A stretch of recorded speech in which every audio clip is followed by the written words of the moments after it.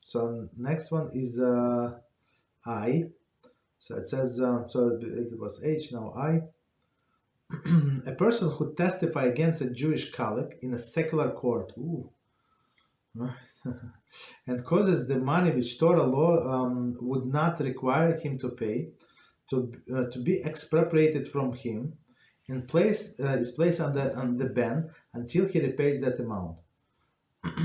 Right. So one Jew, as discussed before, is not allowed to take another Jew to a court. So he's considered to be a moser.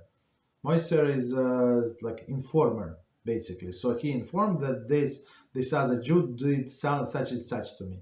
So if it's a criminal action, so another Jew is a pedophile, he's a rapist, like, or he's selling drugs in your neighborhood, that's one thing, right? But if it's no, like for the money issues, not allowed. For a divorce, the divorce is also money issue. You're not allowed to go to secular court, absolutely not. So you have to go to the Jewish court.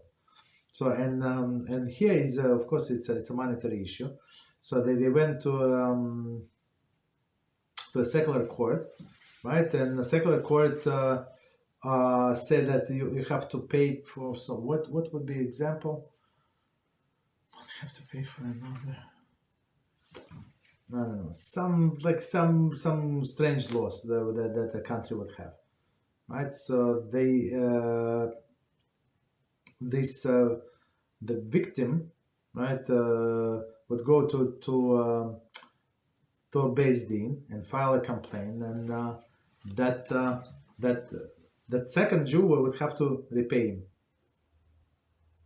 Okay, so continue. Number 113, commentary. The Baba Kama 113b and Hilchot Sanhedrin 26:7, the Rambam writes, whoever has his judgment by Gentile judges, okay, and courts is wicked and is considered as if he is cursed.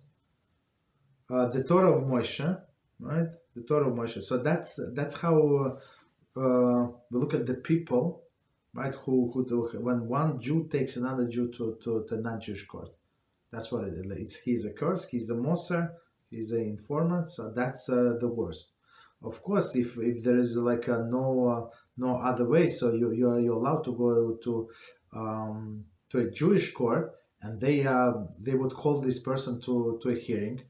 I think they would ask him, like invite him 3 times. If he does not come, okay, so you have no choice. They're going to give you an official letter from the Beis Din that you're allowed to go to the non-Jewish court, because this guy does not want to comply, right? But in olden days, we would take him and give him lashes, this guy. So after a few lashes, he would comply. Everybody comply after lashes. Okay, so continue. If Gentile rules his society, and his fellow litigant is a strong-willed, and it is thus impossible to collect one's due from him according to Jewish law, he should call to Jewish court first. If he refuses to come, he should receive the court permission to preserve his property through the secular law. Okay, so I mean, as we said, if that person's refuses to come to Jewish court, you have a right to go to the non-Jewish court, but it must be like official letter from the rabbis. Don't assume things. He's not going to go anyway. If rabbis, he's a secular Jew, he does not. Okay, that's should not be on your mind. Your obligation to bring this case to a Beis Din and let them decide what to do. Okay, if they decide to give you letter as it is without trying to call him to the court, okay, it's their business. Okay.